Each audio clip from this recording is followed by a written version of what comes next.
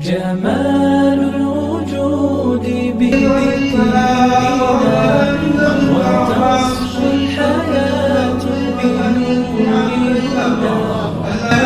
আগামীতে কি সংসদ নির্বাচন আসছে, এছাড়া আমি 22 তারিখের মধ্যে আপনাদের জানাবো সেই নির্বাচনে যদি অংশ নেই আপনাদের দোয়া নিয়ে অংশ নিব। তবে এতটুকু অনুরোধ করবো যে মিরপুরকে আল্লাহ দেশে গড়ে নিয়েছেন, আপনারা প্রত্যেকেই সচেষ্ট থাকবেন।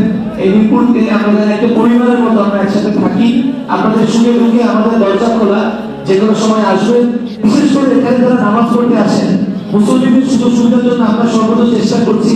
আপনাদের যদি কোনো সমস্যা থাকে যে কারণে মসজিদের উন্নয়ন সম্ভব সেটা আমাদের জানাবেন, পরামর্শ দিবেন। ইনশাআল্লাহ আগামী রমজান মাসে আবার আপনাদের সাথে এখানে একটি সুন্দর আয়োজনের মাধ্যমে আমরা দেখা করবো। পরিশেষে আজকে ওনার প্রথম মৃত্যু বার্ষিকী, আল্লাহ সেখানে সাহেবের জন্য দোয়া করবেন। আল্লাহ যেন তাকে মেহেরবান করছে জান্নাতুল ফেরদাউস দান করে।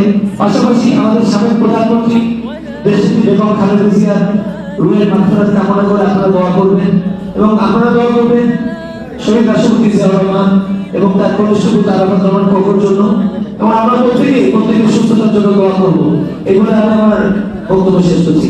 আল্লাহ এই মসজিদ করে গেছে আব্বা শেষের দিকে অনেক ধরনের ব্যাপারে অনেক সময় নিয়ে গেছেন। ইনফ্যাক্ট আমার যে কাজিন বাবু ভাই আব্বাকে অনেক প্রথম দিকে হজে আপনি নিয়ে গেছেন আপনাকে। তারপর থেকে উনি প্রতি বছরই হজে যেতেন, এলাকায় বিভিন্ন জায়গায় কাজ করে আসছেন, মসজিদ মাদ্রাসা করার জন্য মানুষকে অনুপ্রেরণা দিতেন। ইনফ্যাক্ট আমার ভাই বোন সবাই নিয়ে গেছে, শুধু আমারই সৌভাগ্য হয়নি আপনার সাথে হজে যাওয়ার জন্য। তারপর খুব ইচ্ছা ছিল আমাকে নিয়ে যাওয়ার জন্য, কিন্তু শেষ পর্যন্ত কোনো একটা কারণে হয়নি। তো গতবার যখন ইন্তজার করলেন তুমি আমাকে বলতে সবসময় তুমি একদিন হজ করবেন।